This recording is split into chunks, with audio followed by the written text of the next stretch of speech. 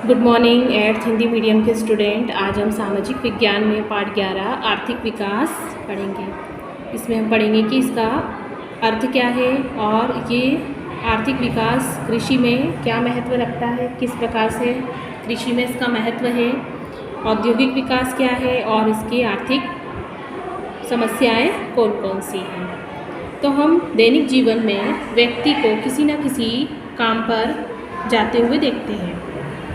कुछ व्यक्ति खेतों में, कुछ कारखानों में, कुछ नागरिक सेवाओं जैसे शिक्षा, स्वास्थ्य, साफ सफाई, यातायात, सुरक्षा आदि का कार्य करते हैं। स्वतंत्र कुछ व्यवसाय चलाते हैं तो कुछ लोग अपना खुद का उद्योग व्यापार का कार्य करते हैं। तो देखा जाए तो सभी कार्य करके आय प्राप्त करते हैं और इस आय से व्यक्ति अपनी आवश्यकताओं की वस्तुएं खरीदता है। जो आय उसे मिलती है, जो पैसे उसे मिलते हैं, उसे वह पैसे कहाँ खर्च करता है? वो पैसे को अपनी आवश्यकताओं के लिए, अपनी आवश्यकताओं की वस्तुएं खरीदने के लिए। इस प्रकार कुछ व्यक्ति उत्पादन से, कुछ व्यक्ति सेवाओं से क्या करते हैं? आय अर्जित करते हैं, आय कमाते हैं। यदि देश के सभी व्यक्तियों की आय को जोड़ दिया जाए, जितने भी व्यक्ति, जनसंख्या मतलब जितने लोग देश में रहते हैं, उन सब व्यक्तियों की अगर आय को जोड़ दिया जाए तो प्राप्त योगफल को राष्ट्रीय आय कहेंगे। उससे जो योगफल निकलेगा, जो जोड़ निकलेगा, वो क्या कहलाएगा? राष्ट्रीय आय। इसे देश की जनसंख्या से भाग दिया जाए तो प्राप्त भागफल देश की प्रति व्यक्ति आय मिलेगा। जब भी हम प्रति व्यक्ति आय निकालते हैं तो हम क्या करते हैं? राष्ट्रीय आय में किसका भाग देते हैं? देश की जनसंख्या। राष्ट्रीय आय कैसे पता चलेगी? सभी व्यक्तियों की आय को जोड़ा जाएगा, तब हमें राष्ट्रीय आय प्राप्त होगी। फिर उसके बाद उसमें किसका भाग देंगे? देश की जितनी जनसंख्या है, तो हमें पता चल जाएगा कि हर व्यक्ति की आय कितनी है। ठीक उसी प्रकार भारत, पाकिस्तान, चीन, नेपाल, ये सब क्या है? विकासशील। अमेरिका, जापान, सिंगापुर, ब्रिटेन, ये सब कैसे हैं? विकसित। ये किस आधार पे मानते हैं हम? जब देश में व्यक्ति को न्यूनतम आवश्यकताएं जैसे भोजन, कपड़ा, मकान, स्वास्थ्य, शिक्षा जैसी आधारभूत सुविधाओं की पूर्ति में अधिक ध्यान देना पड़ता है। तो किसके आधार पे? राष्ट्रीय आय और प्रति व्यक्ति के आधार पर। सन 1947 के पूर्व ब्रिटिश काल में भारत की अर्थव्यवस्था को काफ़ी हानि हुई। भारत को कच्चे माल का स्रोत, तैयार माल का बाजार बना दिया गया था और ब्रिटिश शासकों द्वारा भारतीय उद्योगों को प्रोत्साहन नहीं दिया जाता था। उनका कच्चा माल सस्ती दरों पर खरीद लेते थे और अपना तैयार माल महंगी दरों पर बेचते थे। इस कारणों से भारतीय निर्माता प्रतिस्पर्धा में टिक नहीं सके और फलस्वरूप भारत में क्या पड़ गई? निर्धनता बढ़ गई। स्वतंत्र भारत को एक पिछड़ी अर्थव्यवस्था विरासत में मिली। जब भारत स्वतंत्र हुआ था तो अर्थव्यवस्था बहुत ज़्यादा पिछड़ी थी।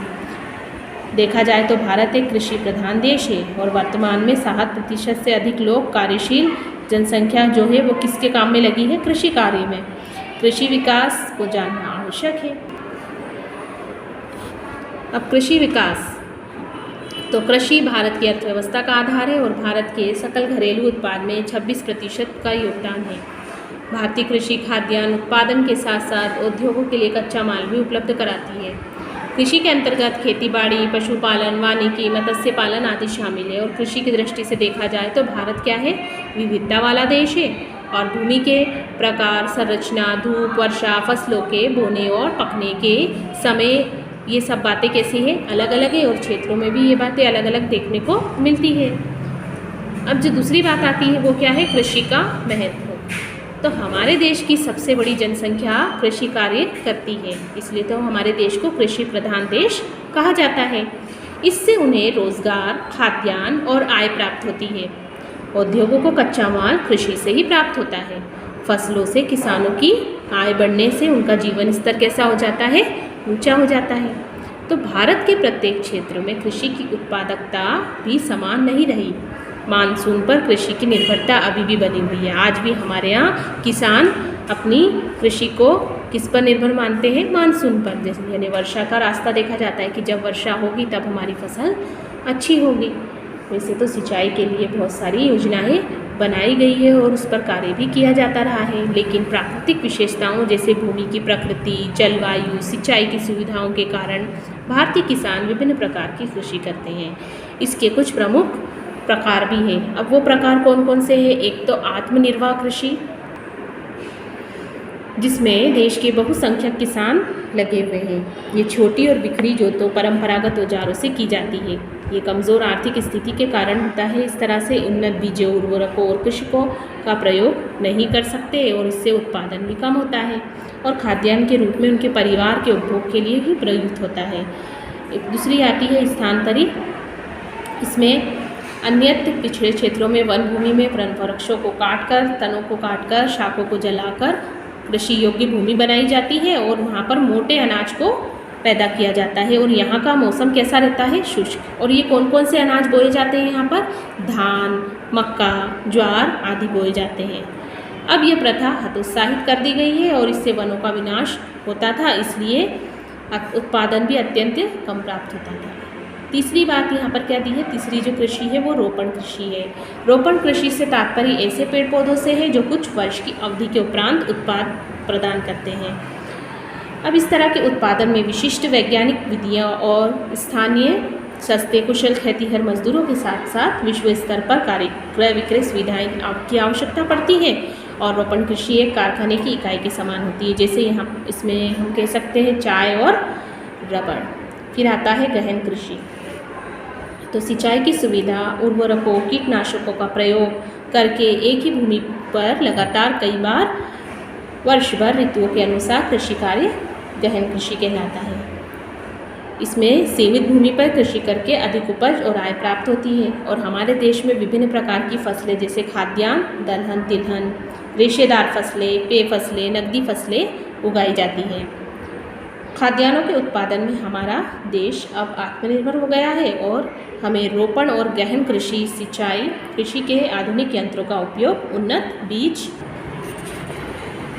खाद और उर्वरक, कीटनाशकों के समुचित उपयोग से प्राप्त हुई है। अब इसमें चावल और जो गेहूं है उसके उत्पादन में चीन के बाद दूसरा स्थान हमारे देश का आता है। 3 तरह की फसलें होती है। एक तो होती है खरीफ की फसल, दूसरी रबी की फसलें और तीसरी व्यापारी या नकदी फसलें, जिसके बारे में हम छोटी क्लास से पढ़ते आ रहे हैं। तो खरीफ की फसलें कौन सी होती हैं? जो जून से जुलाई के बीच बोई जाती है, यानी सितंबर अक्टूबर में इसको फिर काटा जाता है। ये फसलें कौन कौन सी हैं? धान, ज्वार, बाजरा, मक्का, कपास। फिर आती है रबी की फसलें। यह फसल अक्टूबर नवंबर में बोई जाती है और मार्च अप्रैल में काटी जाती है। इसमें फसलों के नाम कौन कौन से हैं? गेहूँ, जौ, चना, सरसों, मसूर और अलसी, रबी आदि। ये सब रबी की फसलें हैं। फिर आती है व्यापारिक और नकदी फसलें। जो फसल उद्योगों में कच्चे माल के रूप में उपयोग में ली जाती है वो व्यापारिक या नकदी फसल कहलाती है। इसमें आता है सोयाबीन, कपास, मूंगफली, चाय, कॉफ़ी, जूट, तिलहन आदि। अब देखेंगे हम कि औद्योगिक विकास। तो वास्तव में विकसित देश के पास खाद्यान्नों में आत्मनिर्भरता ही नहीं बल्कि निर्यात की योग्यता भी होनी चाहिए।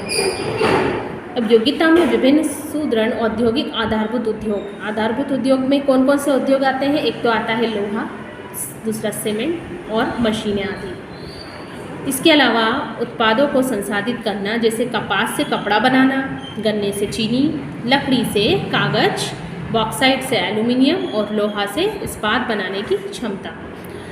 किसी भी देश की आर्थिक शक्ति उसके निर्माण उद्योगों के विकास में मापी जाती है और इन उद्योगों से व्यक्तियों को रोजगार मिलता है, कृषि पर निर्भरता कम होती है और निर्मित वस्तुओं के निर्यात से विदेशी मुद्रा प्राप्त होती है।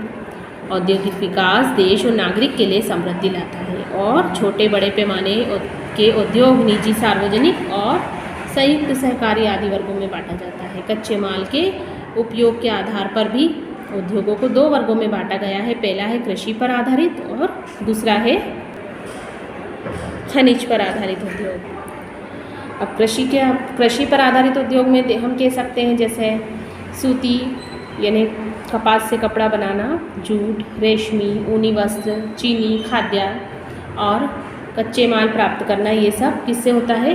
कृषि से होता है। सूती और कृषि रेशमी वस्त्र बनाने में कृषि सबसे महत्वपूर्ण पॉइंट है कि कृषि में ही कृषि कार्यों से, यानी जो प्रकृति से हमें मिल रहा है, प्राकृतिक रूप से प्राप्त हो रहा है, और ये फिर आगे चलकर उद्योगों का इसमें काम होता है। जैसे एक मान लीजिए कपड़ा उद्योग, तो भारत सूती वस्त्रों का सबसे बड़ा निर्यात अधिकतर सिले सिलाए वस्त्रों के रूप में ही करता आ रहा है। यह निर्यात संयुक्त राज्य अमेरिका, ब्रिटेन, रूस, फ्रांस, यूरोप के पूर्वी देश, नेपाल, सिंगापुर, श्रीलंका और अफ्रीका देशों में किया जाता है। सूती वस्त्र हमारे देश में महाराष्ट्र, गुजरात, पश्चिम बंगाल, मध्य प्रदेश, उत्तर प्रदेश और तमिलनाडु में स्थित है और स्थापित है, और ये ज़्यादा सक्षम भी है, और इसमें क्या है, हमें सफलता भी कई हद तक सफलता मिली है। इसीलिए तो ये उद्योग ज़्यादातर राज्यों में देखा जाता है। इसके अलावा जो चीनी उद्योग है वो भारत में उसका स्थान क्या है, दूसरा है, और ऊनी वस्त्र भारत में अनेक देशों में निर्यात किया जाता है। फिर आता है खनिजों पर आधारित उद्योग। तो ऐसे उद्योग जो कच्चे माल के लिए खनिजों पर निर्भर है, जैसे लोहा और इस्पात, सीमेंट, रसायन उद्योग। भारत में लोहा इस्पात का पहला कारखाना खोला गया था 1830 में पोर्टो नोवा नामक स्थान पर, जो कहाँ पर है, तमिलनाडु में। इसके बाद 1907 में जमशेदपुर में आधुनिक कारखाना लगाया गया, जो झारखंड में स्थित है, क्योंकि इसमें अधिक स्थान घेरने वाले कच्चे माल का उपयोग होता है। लोहा अयस्क, कोकिंग कोयला, चूना पत्थर, मैग्नीज अयस्क आदि का उपयोग किया जाता है। इसके बाद एल्यूमिनियम और तांबे का प्लगलन भी भारत में बड़े पैमाने पर होता है। ये उद्योग भी यहाँ पर स्थापित है।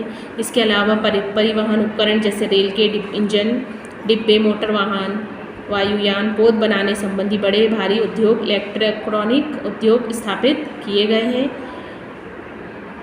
सभी प्रकार के जो भी उद्योग है वो बड़ी मात्रा में व्यक्तियों को रोजगार उपलब्ध कराते हैं और हमारे देश के औद्योगिक विकास में भी सहायक है। सेवा क्षेत्र में आते हैं प्रौद्योगिकी, सूचना प्रौद्योगिकी, बैंक, बीमा, वित्तीय संस्थान जैसे सॉफ्टवेयर विकास क्षेत्र में भारत दुनिया में प्रसिद्ध है। कुटीर और लघु उद्योग छोटे पैमाने पर किए जाते हैं। ये हम अगली वीडियो में पढ़ेंगे।